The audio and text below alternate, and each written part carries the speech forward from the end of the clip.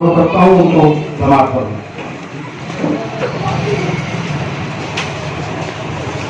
अऊज़ु बिल्लाहि मिनश्शैतानिर्रजीम। बिस्मिल्लाहिर्रहमानिर्रहीम। नहमदुहु व नसल्ली अला रसूलिहिल करीम। अम्मा बाद। लाइन्स पर तशरीफ फरमा मेरे दिल्ली स्टेट के मौजूद साथियों में 3-4 खास शोबों के जिम्मेदार, उसमें अगर मैं शुरू करूँ तो आपने नौजवान साथी जिसकी अभी गुफ्तगू समाप्त फरमाई, कासिम उस्मानी साहब जो सोशल एंड कल्चरल विंग के जिम्मेदार हैं। दूसरे साथी हमारे जो IT सेल के हेड हैं फारूक खान साहब, कदमपुर से तशरीफ लाए तस्लीम साहब, आपके बराबर के वार्ड से पूर्व प्रत्याशी फखरुद्दीन अंसारी साहब, और जो आज की महफिल जिन्होंने सजाई है उसमें एक और दावत नाम हाजी मूसा अंसारी साहब, PDMC के इंचार्ज दिल्ली AIMIM के जनरल सेक्रेटरी शाह आलम साहब, हमारी दिल्ली AIMIM टीम को कानूनी कुव्वत बख्शने वाले हमारे टीम के लीगल सेल के कन्वीनर एडवोकेट रुखसार साहब,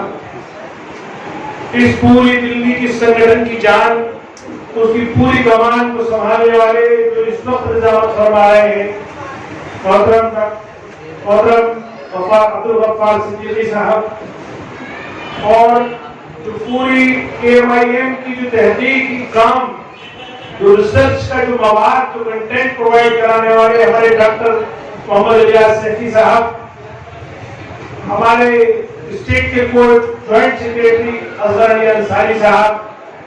जिला अध्यक्ष सरताज सैफी साहब,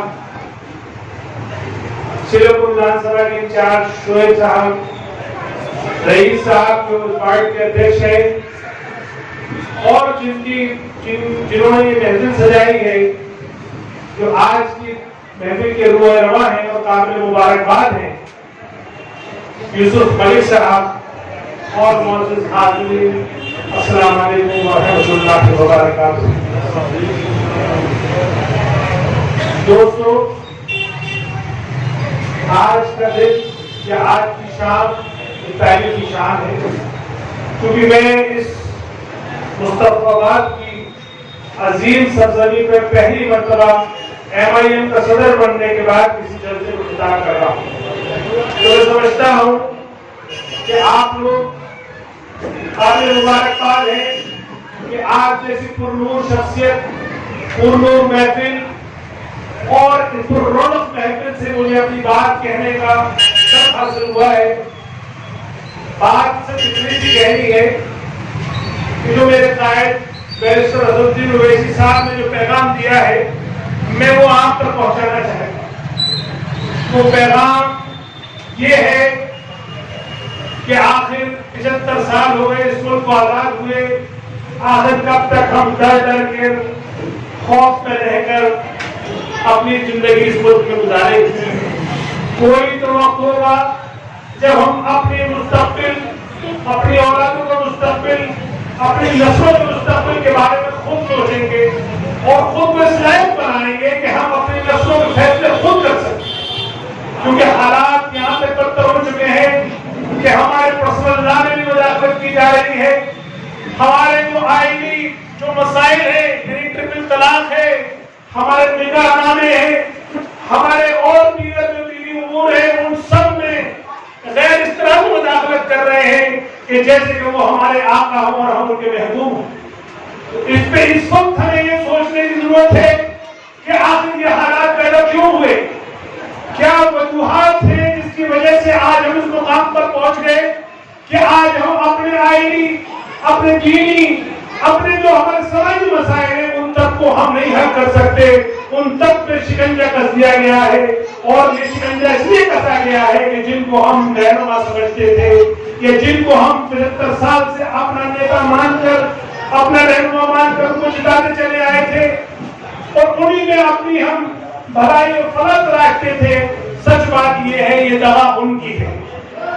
जिनको आप अपने में से जिताकर, जिनको आप रहने سمجھ رہے تھے وہ اصل میں آپ کے رہنما نہیں تھے، وہ کسی ایک پارٹی کے ورکر تھے، وہ کسی ایک پارٹی کے غلام تھے، وہ کسی ایک پارٹی کے پابند تھے، اور وہ پارٹی عیار تھی، مکار تھی، اور وہ آپ سے محبت کرنے والی نہیں تھی۔ آپ نے جتنے بھی اب تک ایکسپیریمنٹ کیے ہو اس میں سب سے زیادہ وقت آپ نے کانگریس کو دیا ہے۔ کانگریس نے آپ کے ساتھ جو بھی کیا ہے وہ مجھے بتانے کی ضرورت نہیں ہے، وہ آپ کا حال اور میرا حال بتا رہا ہے کہ آخر اس کے دیے ہوئے توقع ہی ہیں جو آج ہم اس مقام تک پہنچے ہیں۔ لیکن 8 برس پہلے ایک اور حضرت نمودار ہوتے ہیں، وہ ایک نیا شگوفہ لے کر آتے ہیں، وہ کہتے ہیں کہ ہم ہندوستان سے بھرشٹاچار کو ختم کر دیں گے، وہ کہتے ہیں کہ اب ہم ایسا نظام قائم کریں گے کہ جہاں پہ انسانیت سے کام آئیں گی، ایک دوسرے میں ظلم نہیں ہوگا اور کرپشن ختم ہو جائے گا، اور ہم سب لوگ اور آپ لوگ ان کے بہکاوے میں آ جاتے ہیں اور ان کو بھرپور تائید کے ساتھ اور بھرپور ووٹ کے ساتھ مکھیہ منتری بنا دیتے ہیں۔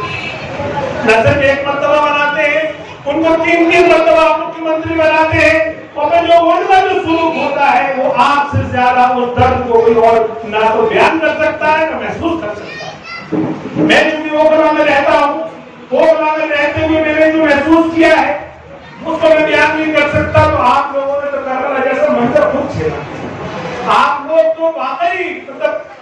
ہماری طرف سے تو آپ قابل ستائش ہیں، ہماری طرف سے تو آپ وہ بہادر لوگ ہیں جنہوں نے مقابلہ کیا۔ اگر آپ واقعی آپ نے مقابلہ نہیں کیا ہوتا تو اس سے بھی کوئی حالات ہوتے جو حالات ہوئے تھے، یعنی جو دلی گدھوں میں جو حالات ہوئے اور جو آپ نے بہادری کا مظاہرہ کیا اور آپ نے جھپٹ جس کو بولتے ہیں جو سینے میں روکی، اس کی وجہ سے وہ دنگا وہیں رک گیا۔ ورنہ جن پہ آپ نے اعتماد کیا تھا، جن کو بھرپور ووٹ دے کر جتایا تھا، انہوں نے تو بھی وفائی جو قسم نہیں بھولی۔ جس وقت یہ مصطفیٰ آباد چل رہا تھا، آپ کے بچے، آپ کے اولادیں، آپ کے خواتین اپنے جانوں کی بھیک مانگ رہے تھے اور اتنے مصیبت میں پھنسے ہوئے تھے، اس وقت حضرت اعلیٰ اپنے بات سے کہنے لے کے کہاں بیٹھ پہنچ گئے تھے؟ وہ گاندھی سماجی کو مون دھارن کر رہے تھے۔ جو شخص کسی کے پیشاب آنے میں بھی بھوک ہڑتال پہ بیٹھ جاتا ہو، جو شخص ذرا ذرا سے معاملے میں جو ہے دھرنے اور پردرشن کی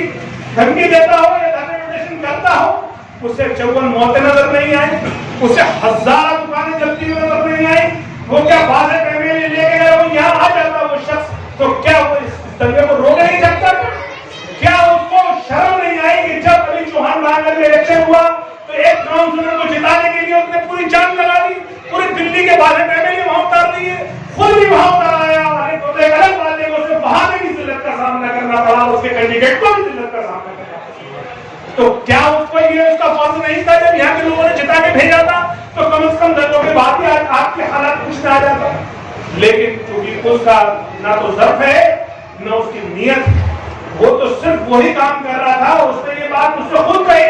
کہ مسلمان صرف خوف میں ووٹ دیتا ہے، مسلمان صرف اس کو ووٹ دیتا ہے جو بی جے پی کو ہراتا ہے، مسلمان کبھی اپنے کام کے لیے ووٹ نہیں دیتا، مسلمان کبھی اپنی نسلوں کو بنانے کے لیے ووٹ نہیں دیتا، مسلمان کبھی اپنے سماج کو بنانے کے لیے ووٹ نہیں دیتا۔ اور یہ بات کسی حد تک ٹھیک بھی ہے۔ دوستو بزرگوں، یہاں سوچنے کی ضرورت ہے، یہیں سے ٹرننگ پوائنٹ آئے گا، یہیں سے راستہ نہیں ملے گا۔ میرے جیسا معمولی آدمی جو پارٹیوں کو سپورٹ تو کرتا تھا لیکن خود کی سیاست میں نہیں آتا تھا، مجھے بھی یہی طرف چینی تھی کہ نہیں میں پارٹیوں کو اگر جتاؤں گا اور سیکولر پارٹی کو جتا کے میں اپنے مسلمانوں کا کام کرواؤں گا۔ آخر میں ایک مثال دے کے اپنی بات کو پھر دوسری طرف لے کے چلوں گا کہ جب آخر میں 2019 سے اس شخص کو میں نے یہ کہا کہ بھی اگر تو مسلمانوں کے لیے جو میں نے 2014 میں آپ کو روڈ میپ بنا کے دیا تھا کہ اس میں مسلمانوں کے لیے یہ کام کرنا، اس میں تقریباً 50 سے 100 کام تھے کہ یہ کام کرنے ہیں۔ میں نے کہا آپ نے 2014 سے اب تک نہیں کرے، کم سے کم ایک ہی کام کر دو۔ تو انہوں نے پوچھا وہ کیا کام ہے، تو میں نے ان سے کہا وہ کام یہ ہے کہ جس طرح سے مجلس نے حیدرآباد میں اور تلنگانہ میں غریب علاقوں میں اور جو انتھرائزڈ کالونی میں اس علاقوں میں جو اسکول بنائے ہیں اور وہ بھی کرائے کی بلڈنگ پہ لے کے بنائے ہیں، آپ کم سے کم دلی میں جو انتھرائزڈ علاقے ہیں جہاں مسلم بستیاں دلت بستیاں ہیں وہاں پہ اسکول ہی بنا دو۔ تو انہوں نے مجھ سے کہا اچھا بتائیے کیسے بنائے جائیں گے، میں نے ان کو پوری ترکیب بتائی، وہ ترکیب انہوں نے میری منظور کر لی اور بورڈ سے کہا کہ ابھی آپ اسکول بنانا شروع کر دیجیے۔ وہ اسکول بنانا شروع ہو گئے، اشتہار نکل گئے، پرنسپل اس کے لیے اپائنٹ ہو گئے، اس کے لیے ڈپٹی ڈائریکٹر اپائنٹ ہو گیا، اس کے لیے 6000 ٹیچر میں سے 600 ٹیچر شارٹ لسٹ ہیں جو دلی وقف بورڈ نے ایجوکیشن کمیٹی بنائی. آپ جانتے ہیں اس کے بعد کیا ہوا؟ میں تو خوش تھا کہ چلو اروند کیجریوال نے کچھ نہیں کیا، کم سے کم اتنا ہی کام کر دے گا. لیکن جیسے ہی وہ کام آگے بڑھتا ہے، جیسے ہی ان کے لوگوں کو رپورٹ کرتے ہیں کہ نہیں وہ تو صرف بات نہیں کر رہے تھے، وہ تو کام کر رہے ہیں. چونکہ وہ سارا کام میں اپنے ذاتی خرچے پہ کر رہا تھا اور کام کیے جا رہا تھا تو اچانک ایک ٹیلی فون آتا ہے کہ اس کام کو روک دیجیے. ہم نے پوچھا بھائی کیوں رکوانا چاہتے ہو؟ تو بولے صاحب اس لیے روک دیجیے کہ اس سے آپ بہت پرواز ہو جائے گا. میں نے کہا صاحب مسلمانوں کے غریب علاقے میں پرائیویٹ اسکول پڑھنے سے کیوں ہندو ناراض ہوا، کیوں ہندو پرواز ہوا، کیوں آپ کے پاس سے چلا جائے گا؟ اس میں آخر ایسی کیا غلط بات ہے؟ پھر ہم نے یہ بات منیش سسودیا سے کہی، منیش سسودیا نے بھی سیم بات کہی اور آپ یقین مانیے ان دونوں لوگوں نے اس پروجیکٹ کو بیچ میں روک دیا. اور یہ پروجیکٹ اس لیے روک دیا کہ کہیں ایسا نہ ہو کہ مسلم علاقوں میں تعلیم ویسی ہو جائے جیسی اور غیر مسلم علاقوں میں. ارے دلی کی اگر آپ مثال لے لیں جس پہ اروند کیجریوال پیٹ چھپ دباتے ہیں، کل بھی انہوں نے مسعود کو اس پہ جو برانڈ ایمبیسڈر بنایا ہے مینٹور پروگرام کا، اس میں بھی وہ صرف بیوقوف بنانا یہی ہے کہ وہ جو ان کی اسکیم چلتی ہے وہ اسکیم ان موجودہ اسکولوں میں چلتی ہے جہاں پہلے سے سرکاری اسکول ہے. میرا ان سے ہمیشہ مطالبہ یہ رہا کہ آخر ان علاقوں کا کیا ہوگا جہاں پہ اسکول ہی موجود نہیں ہے اور وہ زیادہ تر بستیاں جو ہیں وہ مسلم اور دلت ہیں. مثال کے طور پہ اپنی مصطفیٰ آباد کی بات لے رہے ہیں، اتنے بڑے علاقے میں کم سے کم 100 اسکول ہونے چاہیے. میں سمجھتا ہوں سرکاری اسکول اگر گنتی کریں گے تو 3 4 5 ہوتے ہیں.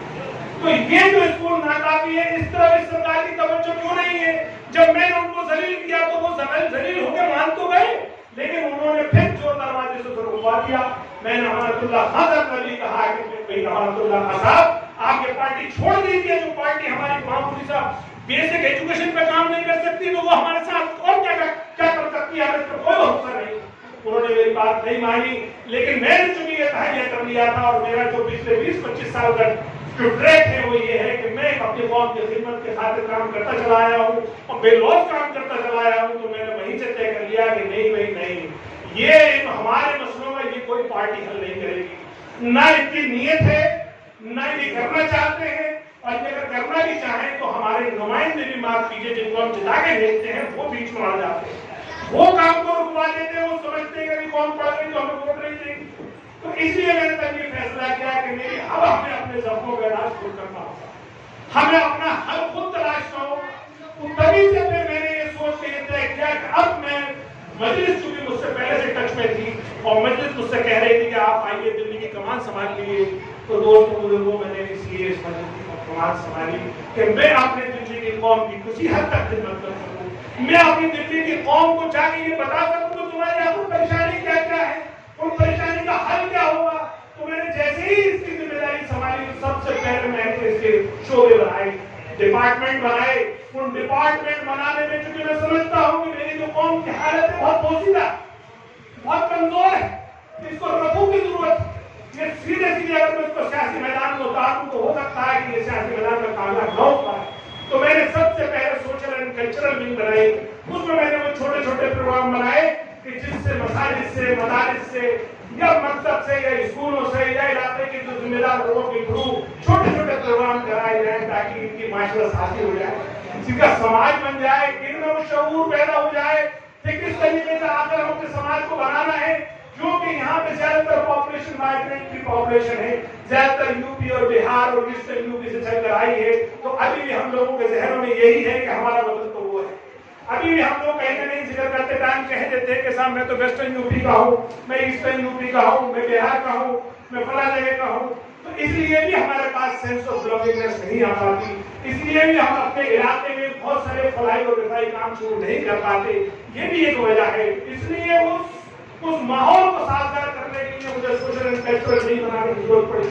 اس کا پھر میں نے پروجیکٹ جاری کیا. اس کے بعد پھر میں نے ڈاکٹر الیاس سیٹھی صاحب سے ریکویسٹ کی کہ آپ چونکہ یہاں پہ اسکول چلاتے ہیں، آپ کے گوڈا میں جو اسکول ہے مجیدیا اسکول، میں نے کہا آپ علاقے کو سمجھتے ہیں، آپ ہمیں وہ بات بتائیے جو قوم کی ضرورت، جہاں سے ہم مرہم ہم اس کا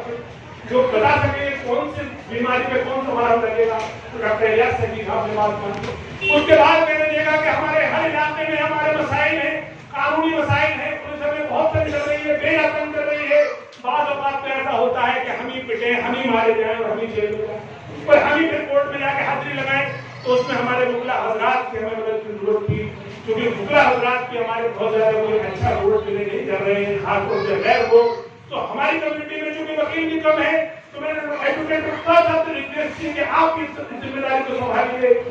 اسی طریقے سے میں الگ الگ شعبوں کو الگ الگ ڈپارٹمنٹ میں بانٹتا چلا گیا. میں یہ بات آپ کو اس لیے بتا رہا ہوں کہ یہ تعداد ضرور کم ہے، لیکن یہ بات آپ لوگوں کے ضرور پوری زمین میں پھیلے گی. آپ لوگوں کو بتائیں گے کہ آخر کون سنجیدہ لوگ آئے ہیں جو ایک سیاسی جماعت کو لے کر آئے ہیں، کیونکہ میری نظر میں یہ سیاسی جماعت نہیں ہے،